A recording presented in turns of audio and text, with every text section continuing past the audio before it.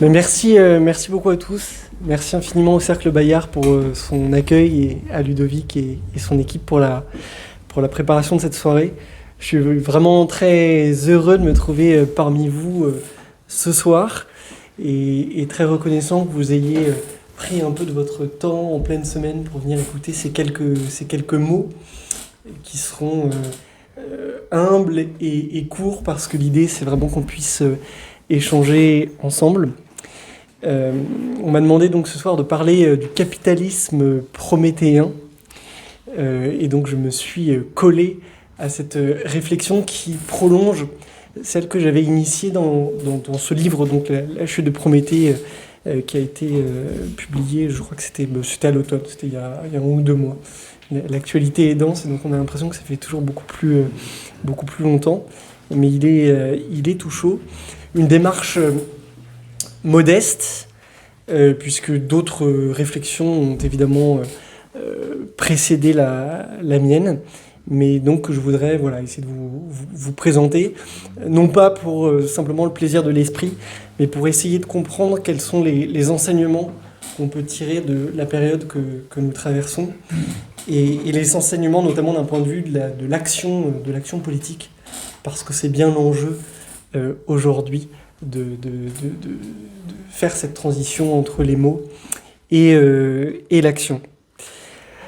Alors, le capitalisme prométhéen, c'est gloire et c'est misère. Peut-être déjà vous dire quelle a été la genèse en fait de ma très modeste réflexion. Ça fait 10 ans maintenant que je suis engagé en politique, donc c'est pas beaucoup et en même temps je commence à avoir un petit peu de recul. Et ces 10 années au cours desquelles se sont succédées des ruptures ou des crises, appelez-les comme vous voulez, en tout cas des déséquilibres par rapport à un état précédent. Moi, de mes 0 à mes 18 ans, finalement, le monde était à peu près stable.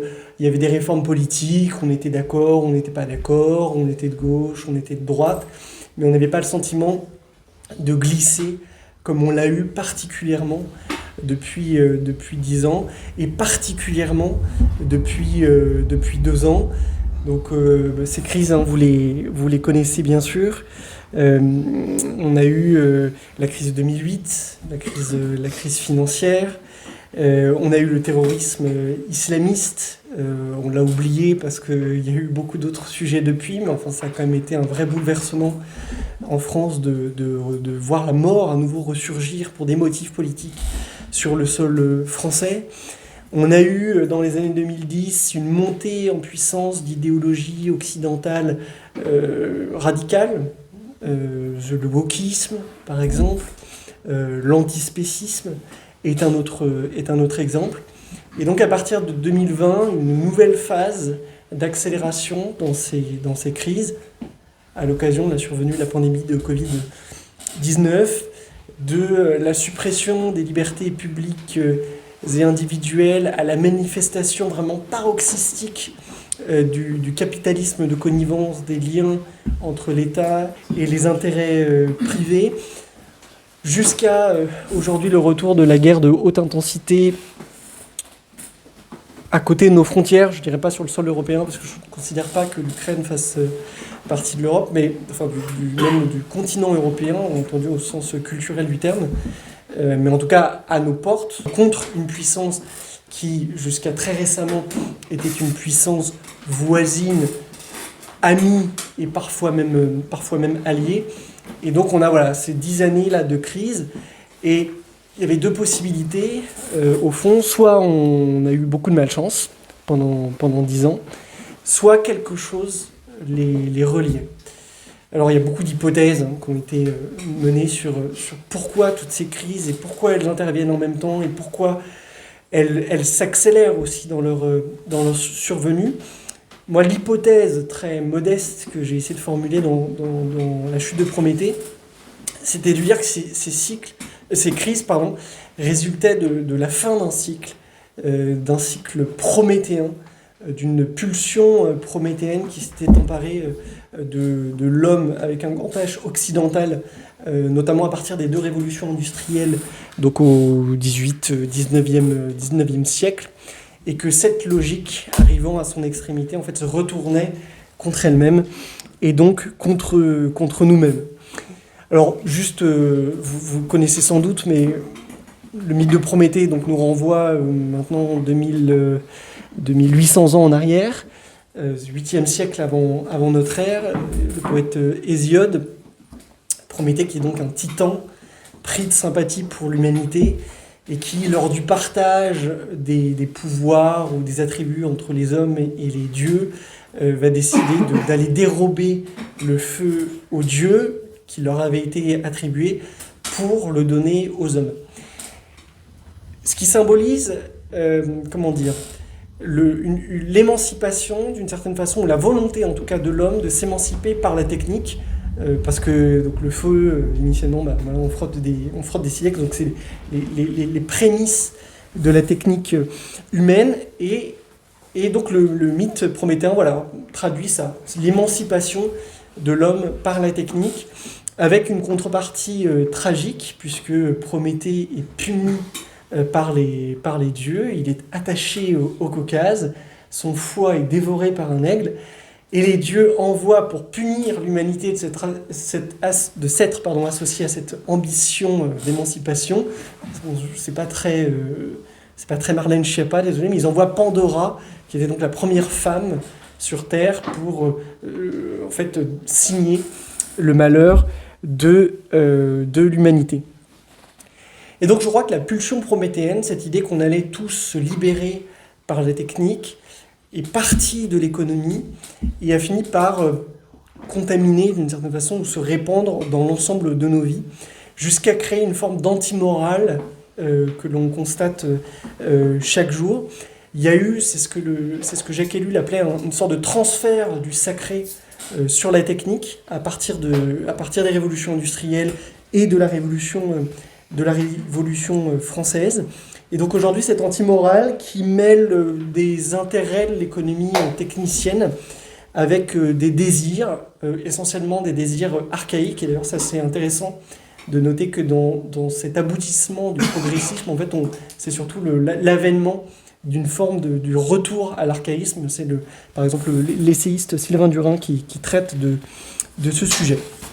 Et donc je crois, pour être concret, que la plupart des phénomènes aujourd'hui politiques auxquels nous assistons se positionnent en fait par rapport à cette question de la technique omniprésente dans nos vies et de l'antimorale qu'elle fabrique, ou présentée comme la morale, comme la nouvelle morale.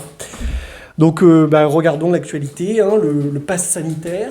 Je pense que c'est un combat qui a réuni beaucoup d'entre nous. Pass sanitaire, pass vaccinal, c'est-à-dire le fait de conditionner l'exercice des libertés individuelles à un état de santé ou à la réalisation d'une opération technique sur soi-même, en l'occurrence qui a été abusivement d'ailleurs appelée la vaccination, le transhumanisme, et comme par hasard, vous avez noté que les plus ardents défenseurs par exemple du pass vaccinal étaient également en pointe sur le sujet du transhumanisme. Pensons à notre camarade Laurent Alexandre, par exemple.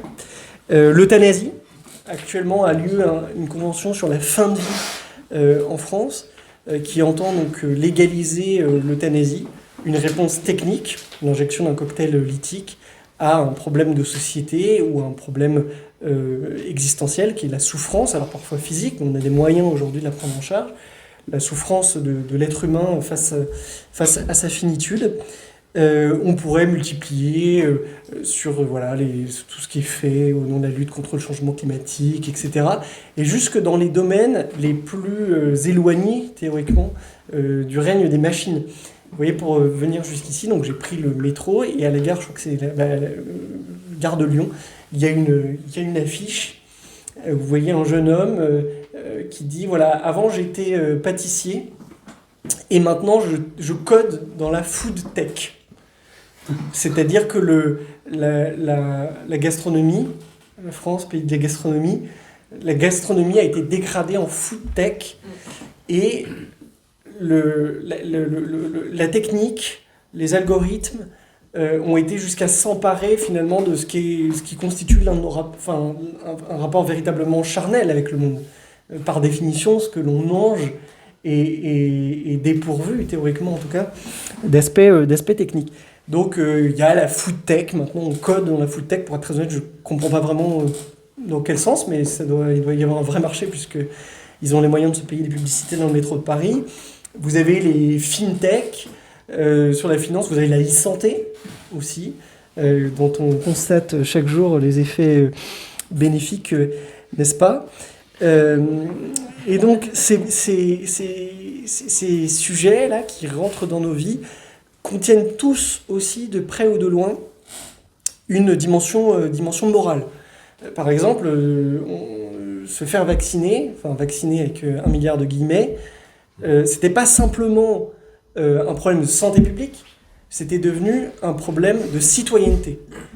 D'ailleurs, le président de la République l'avait dit, les anti-vax ne sont plus citoyens, ils se sont exclus eux-mêmes du champ civique en refusant de se faire injecter donc cette substance.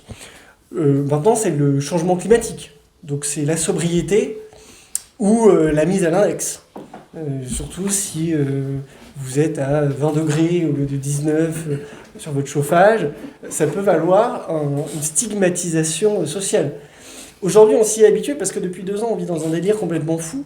Mais imaginez bien si tout ça avait eu cours il y a ne serait-ce que 5 ans ou il y a 10 ans, vous auriez conseillé à ceux qui vous recommandaient de ne pas vivre au-dessus de 20 degrés ou qui vous disaient que vous étiez devenu infréquentable pour avoir refusé une piqûre, vous auriez conseillé à ces gens-là d'aller voir un psychiatre. Bon. Et aujourd'hui, c'est eux qui vous demandent d'aller voir un psychiatre. Il y a donc eu un renversement de la perspective, une inversion accusatoire, et je crois que c'est ce que signe aussi cette antimorale propre à l'extinction du capitalisme prométhéen. D'autres sujets, à nouveau liés avec les techniques, l'ont montré. Pendant la crise du coronavirus, vous avez eu un examen du projet de loi bioéthique, donc je crois que c'était à l'été 2020, qui contenait des dispositions très intéressantes, donc défendues par Olivier Véran, comme quoi cette belle terre de l'Isère ne produit pas que des bonnes pousses. J'en ai une autre après de l'Isère. Sur l'Isère, donc il y avait l'avortement à 9 mois pour détresse psychosociale, c'est-à-dire l'infanticide. Une détresse psychosociale qui n'était évidemment pas définie dans le cadre de cette loi. Donc si je me sépare de mon compagnon, si je rencontre une difficulté économique, je peux désormais, c'était l'espoir en tout cas de ce texte, ça n'a pas été fort heureusement jusqu'au bout, parce qu'il y a eu quelques personnes qui se sont mobilisées, mais je peux donc mettre fin à la vie, et il y a des débats d'experts sur quand commence la différence entre l'embryon, le fœtus, etc. Est-ce que c'est un bébé, est-ce que c'est pas un bébé? Mais enfin la réalité c'est que le jour d'avant la naissance, c'est un bébé. Et donc, en fait, on devait légaliser tout simplement l'infanticide pour des motifs donc psychosociaux extrêmement fumeux. Je pense que Véronique Courgeot il sera sensible. La rupture des liens sociaux à l'occasion de la crise du coronavirus, parce que je t'aime, je ne te touche plus, parce que je t'aime, je ne t'embrasse plus, parce que je t'aime, je participe à ton isolement. Et on a tous observé autour de nous des exemples de personnes qui se sont laissées véritablement mourir, en fait, à force d'être protégées de la maladie par leurs proches. Donc, à nouveau, la pseudo-science qui rentre dans l'intime et qui régule une conduite personnelle au nom de la morale, parce que si vous enfreigniez donc ces règles, vous rappelez-vous, c'était vous allez tuer papy, mamie, etc. Enfin, on a tous vécu ça, des culpabilisations, et je n'ose même pas imaginer, je pense qu'il y a eu des cas comme ça où des gens ont effectivement attrapé le Covid et effectivement sont décédés. Il faut dire que sans soins, ça n'aide pas beaucoup, mais et auquel on a reproché à un proche de dire mais voilà, tu l'as contaminé, tu n'étais pas vacciné, etc. et qui porteront toute leur vie ce poids-là du regard familial sur leur attitude. On peut parler évidemment, là ça fait l'actualité aussi dernièrement, des nouvelles mutilations sexuelles contre les enfants sur les transgenres, les enfants transgenres. Chacun a le droit de choisir sa vie, c'est pas le sujet ici.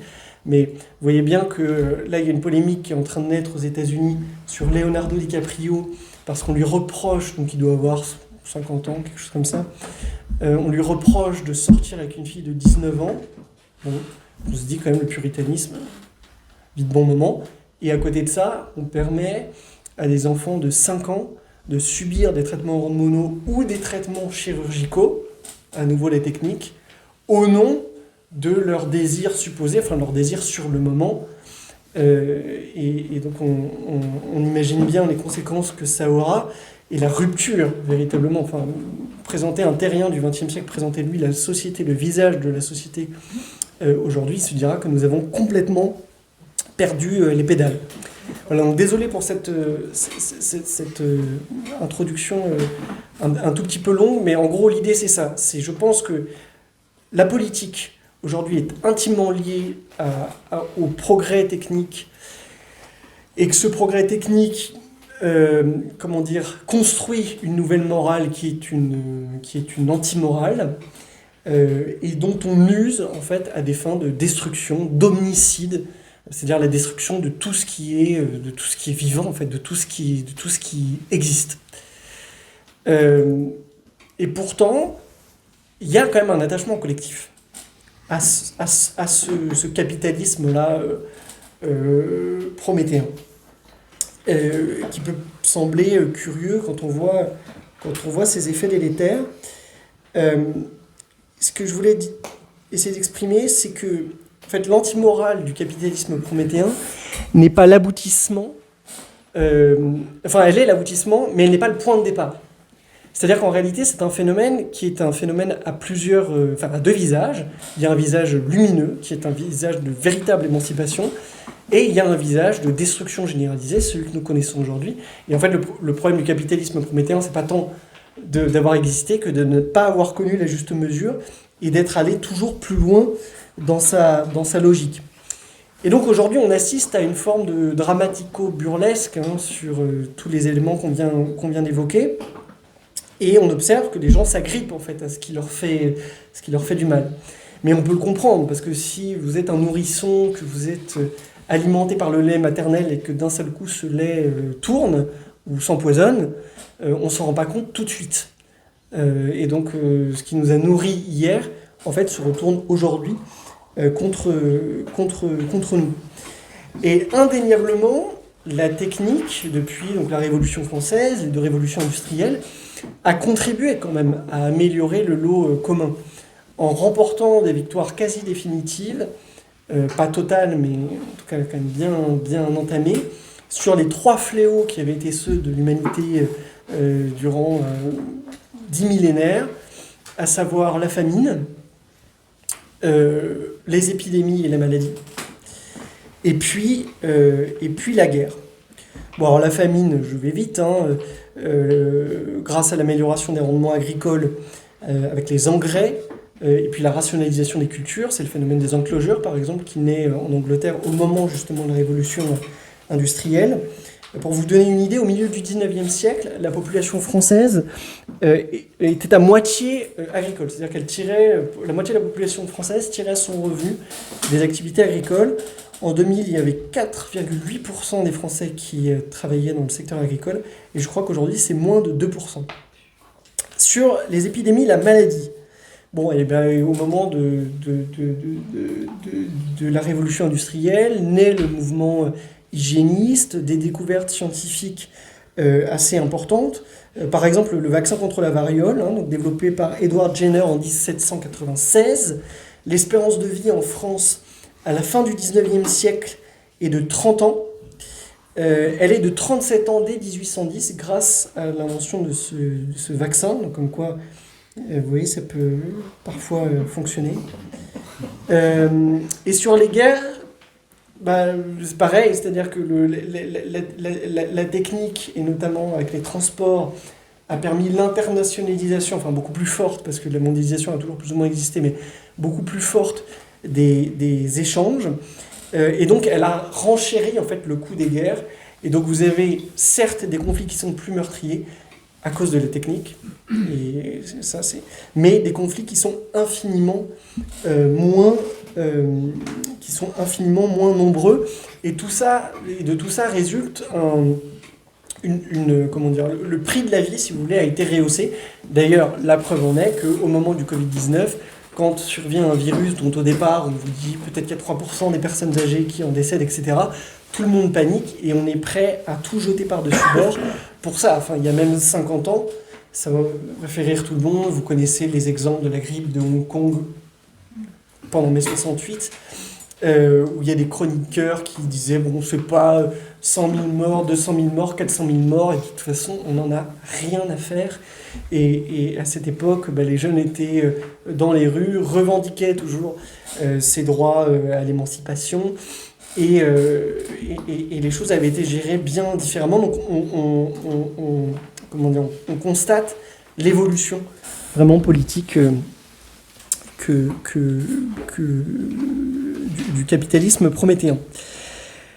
Et donc ce que je voulais dire, c'est que mais au fur et à mesure donc, de cette technicisation et de cette machinisation du monde, se met discrètement en place à partir de la moitié du XXe siècle ce que, je pensais l'appeler, mais j'ai visiblement quelqu'un qui avait trouvé le terme avant moi, un homicide, c'est-à-dire une destruction en réalité tous azimuts du vivant, avec un degré d'intentionnalité assez variable, mais toujours grâce au soutien de la technique, de la science de l'anéantissement pendant la Seconde Guerre mondiale, l'organisation quasi scientifique des camps d'extermination, à Hiroshima, en passant par le bouleversement de la biodiversité. On peut avoir tout un tas de points de vue sur le changement climatique et sur le caractère anthropique de changement climatique, la responsabilité de l'homme. Il y a quand même quelque chose qui est certain, c'est que entre 1970 et 2018, vous avez 70% des mammifères qui ont disparu de la planète en nombre d'individus. Et évidemment, c'est une évidence, tout ça est le corollaire de l'urbanisation, de l'industrialisation, et donc de l'atteinte aux vivants. Bon, je ne reviens pas sur le cas de l'idéologie prométhéenne et de ses effets sur l'être humain. Juste, et encore une fois, il ne s'agit pas de rentrer dans le débat de fond, je pense que c'est ce que je vous dirai après, d'ailleurs, il ne faut pas avoir de vision trop manichéenne des choses. Mais enfin, si on fait le calcul, par exemple, des IVG depuis 1975, on constate que c'est quand même 10 millions et demi de personnes à naître. Donc, à l'heure où on raisonne beaucoup sur les problématiques démographiques, on voit que c'est quand même pas rien. Et évidemment, je ne vous parle pas des phénomènes de surmortalité qu'on constate aujourd'hui, plus 10% entre septembre et décembre 2022 par rapport à la période pré-pandémie, enfin avant la pandémie.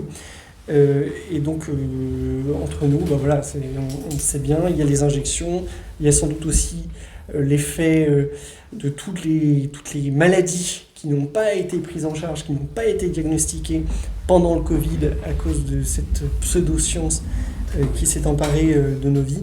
Donc plus 10%, c'est énorme, et dont dans des catégories très précises. Par exemple, il y a une augmentation de 39% des décès chez les jeunes filles.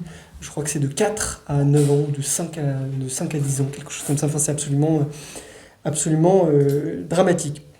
Donc, le capitalisme prométhéen aujourd'hui, c'était l'émancipation, c'est devenu l'homicide.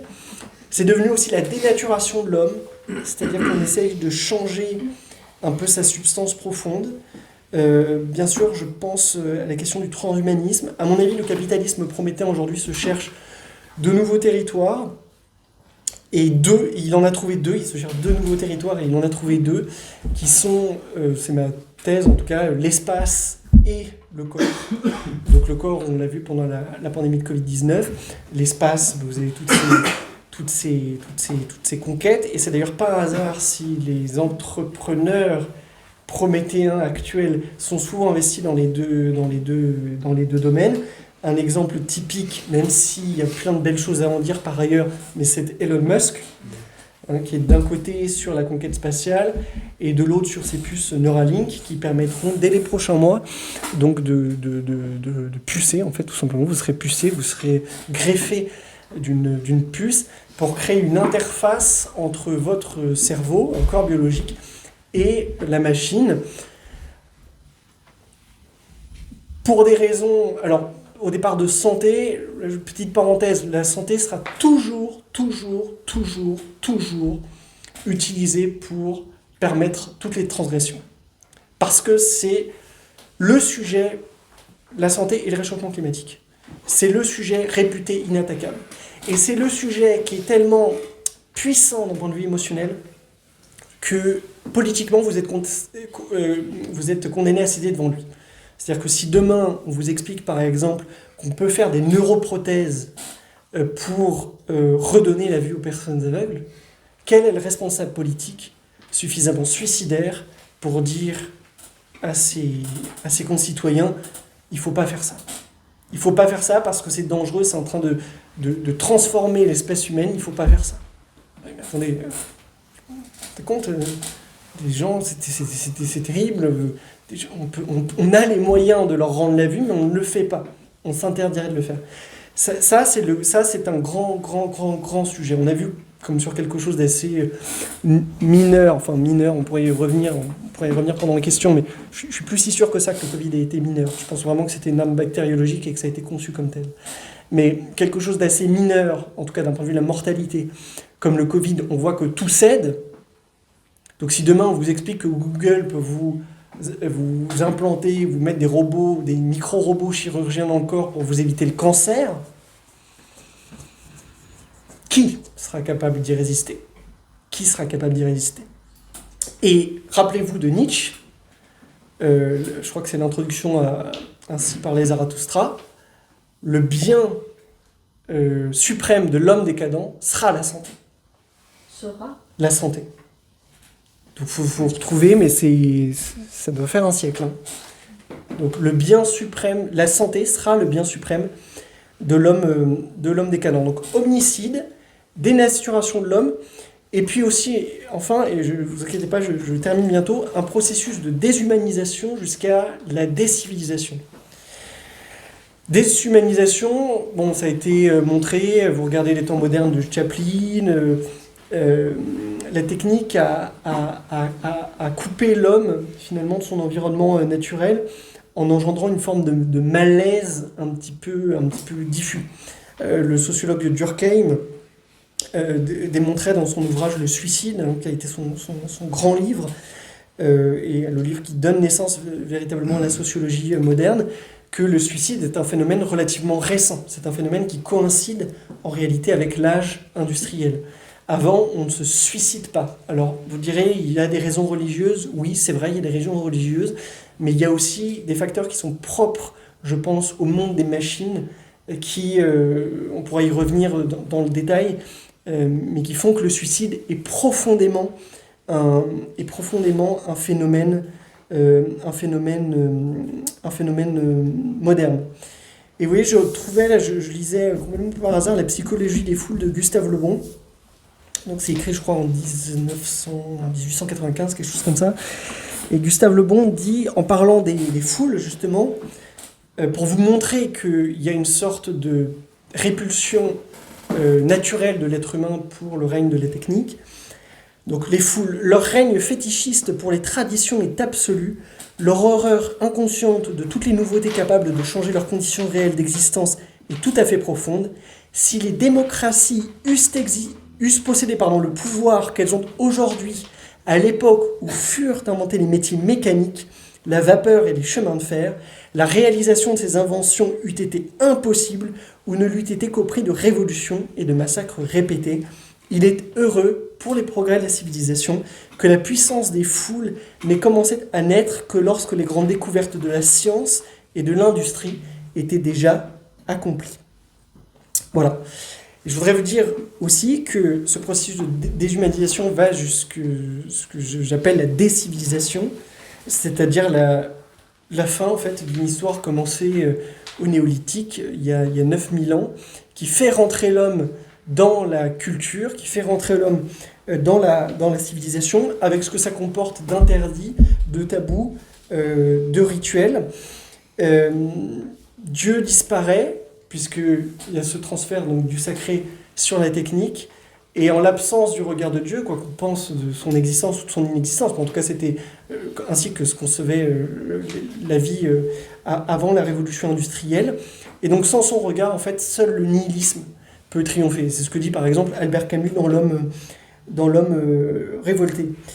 Et l'actualité le démontre amplement. Alors, vous avez dans l'Isère, à nouveau, une députée, retenez bien son nom, qui s'appelle Madame Élodie Jacquier-Laforge,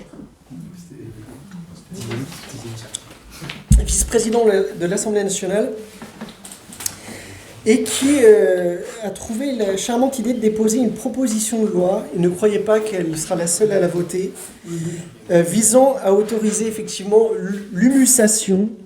J'imagine qu'on dit humusation, moi, comme c'est un néologisme, il faut dire qu'avant on ne se posait pas ce genre de questions. Donc pour nous transformer en compost humain, ce qui se fait déjà aujourd'hui en Californie, berceau, s'il en fallait un, du capitalisme prométhéen, c'est une démonstration manifeste du fait que nous sommes retournés en barbarie.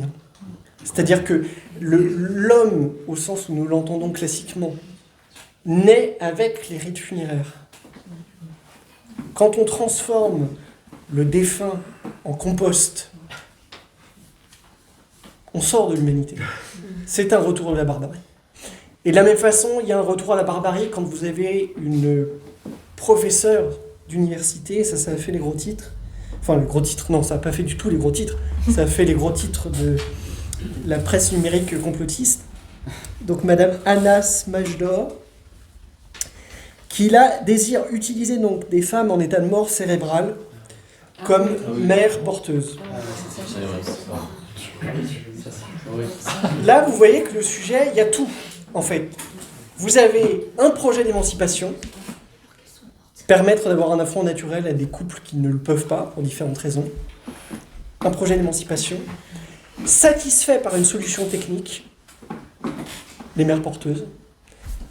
Je prélève des gamètes, etc. Je les introduis dans une personne tierce, et qui entraîne une rupture antimorale, c'est-à-dire qu'on arrive au nom de l'émancipation, à proposer donc que des femmes, alors bien sûr elles seront volontaires, enfin quand même, des femmes en état de mort cérébrale soient des mères porteuses. Bon, là je pense que si on ne se réveille pas, il ne reste plus très longtemps à l'espèce humaine.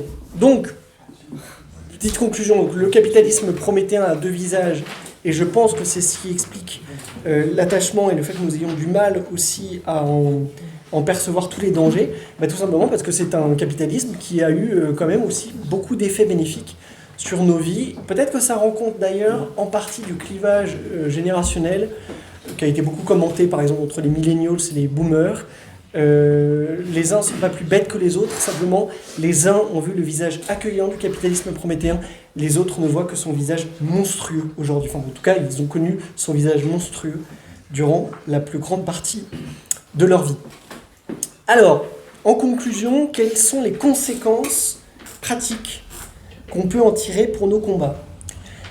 Déjà, je pense que ça démontre bien que tous les phénomènes sont ambivalents. Il n'y a pas de noir, de blanc, il n'y a pas il n'y a pas intrinsèquement de choses qui sont bien en soi ou mauvaises en soi. Il n'y a que des logiques qui connaissent la juste mesure ou qui la méconnaissent. Le capitalisme prométhéen, s'il nous apporte le TGV, s'il nous apporte le Concorde, s'il nous apporte la vaccination contre la variole, c'est une bonne chose pour l'espèce humaine.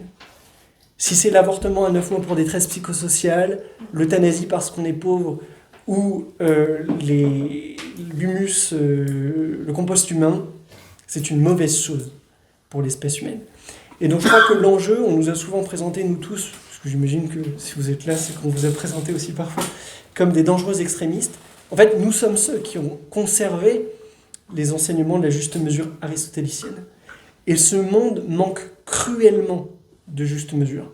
Mais ça signifie aussi que dans les combats qu'on mène, on ne doit pas se laisser, avoir par le travers contemporain qui consisterait à croire qu'il y a une solution définitive à tous les problèmes. C'est pas vrai. On a cru que ce serait la technique. Ça a terminé de la façon que je viens de décrire. Certains, vous avez parlé du communisme, 100 millions de morts.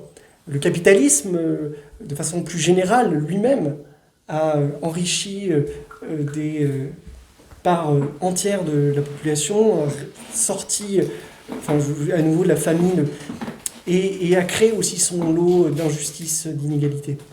Et donc, pour être très, très précis, ça signifie, pour les combats qu'on mène, parce que c'est des choses auxquelles aussi on croit, qu'il ne suffira pas d'une France complètement souveraine ou complètement, homogène culturellement pour régler non plus l'ensemble des problèmes. Et je pense qu'on doit cultiver un peu cette image de l'accordéon, à savoir que voilà, notre rôle à nous, c'est de revenir toujours aux équilibres.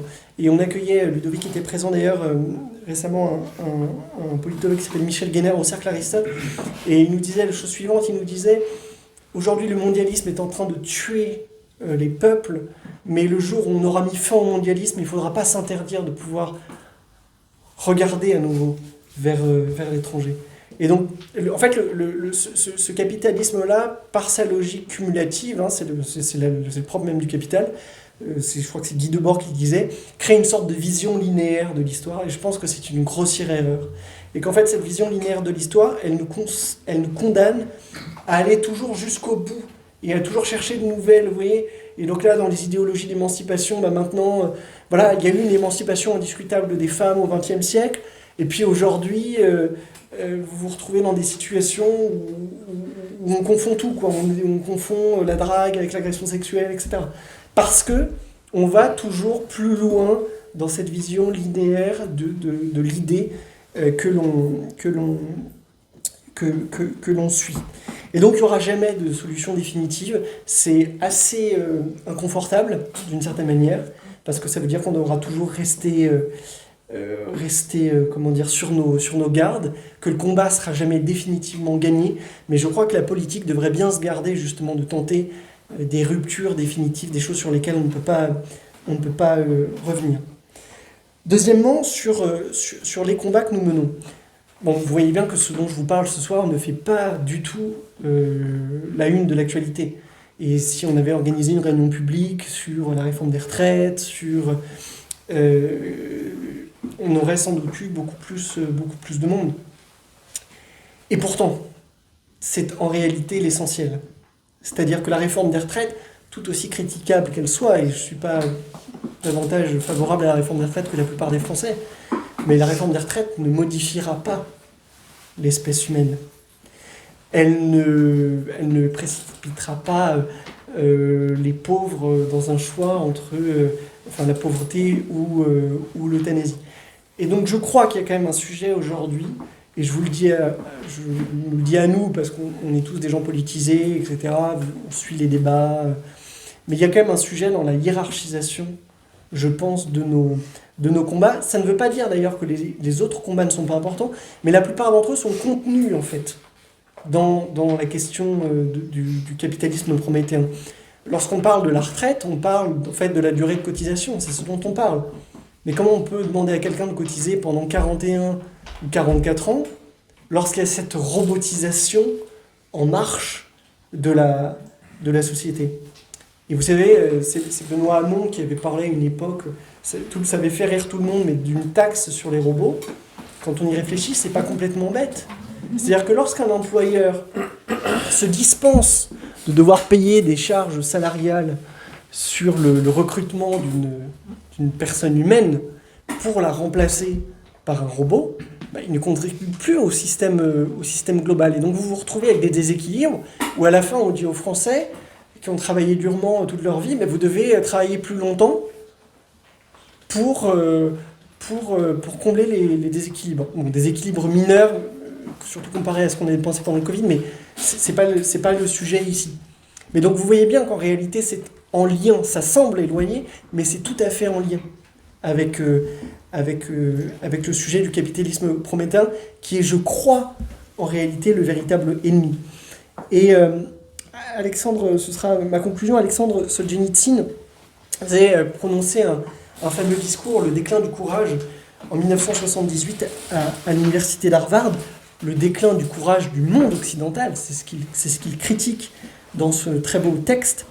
Et Alexandre Solzhenitsyn nous dit qu'il est, je cite, « impératif que nous revoyions à la hausse l'échelle de nos valeurs humaines. Sa pauvreté actuelle est effarante. Il n'est pas possible que l'aune qui sert à mesurer l'efficacité d'un président se limite à la question de combien d'argent on peut gagner ou de la pertinence de la construction d'un gazoduc. Ce n'est que par un mouvement volontaire de modération de nos passions, serein et accepté par nous, que l'humanité peut s'élever au-dessus du courant du matérialisme qui emprisonne le monde. » J'y ajouterai, parce que j'ai oublié de vous le dire, mais que cela suppose aussi qu'on trouve des moyens de concerner les gens par rapport à ces sujets. Parce que vous voyez bien que là, on parle de choses qui sont assez abstraites, mais qui auront des conséquences concrètes. Si demain, on permet à des enfants, pour augmenter leur capacité intellectuelle, d'être pucés, c'est à nouveau, enfin, d'être greffés d'une puce Neuralink. C'est dans quelques semaines. Imaginez ce que ça va impliquer très concrètement pour des parents. C'est-à-dire, par exemple, à l'école, est-ce que j'accepte que mon enfant soit en queue de classe parce que ce sera le seul qui n'aura pas eu cette augmentation? Vous voyez que là, c'est des problèmes, on arrive sur des problématiques existentielles bien plus importantes. Et encore une fois, je le dis sans aucun mépris pour ce combat que j'essaye aussi de mener comme vous tous, on arrive sur des problématiques bien plus existentielles que la réforme des retraites. Donc mais on est aujourd'hui dans une sorte de posture un peu réactive, pour être très honnête, dans tous les combats qu'on mène, où on dit, et c'est aussi le problème de la technique, c'est-à-dire qu'elle avance tout le temps, donc on est condamné à être anti quelque chose. Et ça, politiquement, c'est pas bon. On doit trouver une façon d'être pour autre chose et d'imaginer un récit qui permette aux gens de se raccrocher au wagon, vous voyez, et de nous suivre, en fait. Parce que le négatif, au sens propre du terme, il peut servir dans l'urgence, mais il ne fonde pas un projet politique. Et donc, comme nous, on a quand même la tâche de trouver une alternative à ce qui se déroule aujourd'hui, on doit sortir de la posture réactive pour pouvoir justement fonder ce projet politique. Et donc voilà ce que nous dit Solzhenitsyn, et évidemment je n'ai pas choisi de le citer en conclusion par hasard, parce que je pense aussi que c'est cette dynamique en fait, qui traverse aujourd'hui le conflit qu'on traverse en Ukraine, au-delà des questions sur ce territoire est à moi, il n'est pas à moi. Enfin, vous voyez bien qu'en réalité, il y a une dichotomie aujourd'hui irréconciliable qui se fait dans le monde entre deux visions des choses. La vision d'un prométhéisme mourant, celle où on vous propose de vous transformer en compost humain, et les 75% du reste de la planète qui considèrent qu'on peut s'en référer à d'autres choses, à des croyances, à des absolus, à des valeurs éthiques, puisque ces valeurs éthiques dérivent toujours d'une forme d'absolu, qu'il soit religieux ou non. Cet absolu n'est pas forcément religieux. Et c'est d'ailleurs ce qui nous sauvera peut-être des désastres du capitalisme prométhéen, c'est qu'aujourd'hui nous sommes minoritaires. Nous sommes extrêmement minoritaires. Et nous sommes minoritaires dans le monde, nous sommes aussi minoritaires en France, mais chaque jour, quand même, nous devenons un peu plus nombreux, et pour cette seule raison, je crois qu'il faut conserver l'espoir. Merci beaucoup.